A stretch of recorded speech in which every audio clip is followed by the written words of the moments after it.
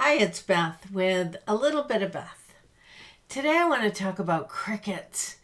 Not the kind you might be thinking, the little buggy ones, but the crickets that you hear when you ask a room full of people, can you give me some feedback? What are your ideas?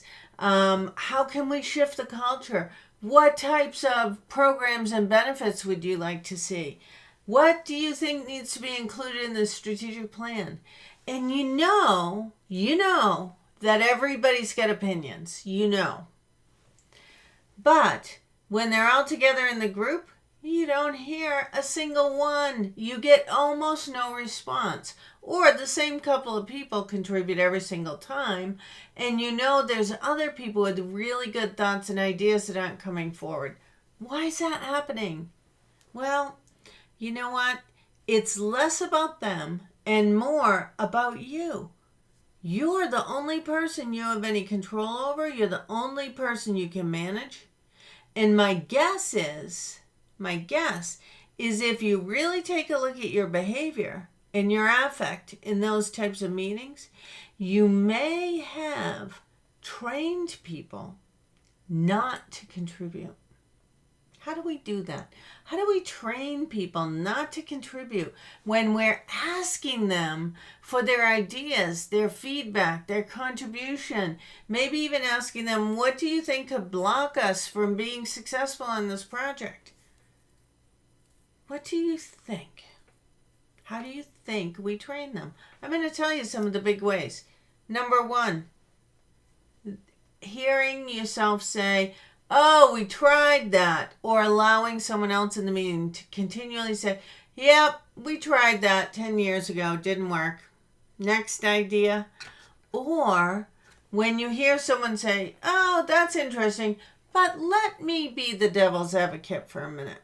That's one of my pet peeves. Who in their right mind wants to be the devil's advocate or continually get pegged or pegging themselves in that place? When you're tired and you're trying to push something forward and you feel like every time somebody brings up a question or a suggestion or points something out to you, that it's just more exhausting and you have to drag people along. So maybe your body language is eye rolling or boy, those types of comments that actually say, I'm asking for your feedback, I'm asking for your input, but I really don't want to hear it because I want to keep moving in the direction we're going. So if you're hearing crickets, but there's a lot of talk going on outside the meeting after the meeting's over, I encourage you to take a look at how you're showing up, how your verbal and nonverbal responses are playing out for people. And what are you really doing to create an emotionally safe environment for people to participate?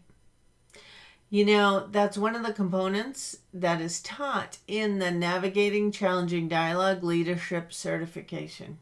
Yeah, it's part and parcel of the whole deal. How do we create emotionally safe environments where people are willing to take stretches, to step into discomfort and contribute, where you are holding space for people to be empowered to show up and participate? Such a great thing when you see it happening. So I encourage you to take some time, observe your behavior, and identify, what can I do to make this more of an emotionally safe environment for people to contribute? So until next time, this is Beth with your little bit of Beth. All right, talk again soon.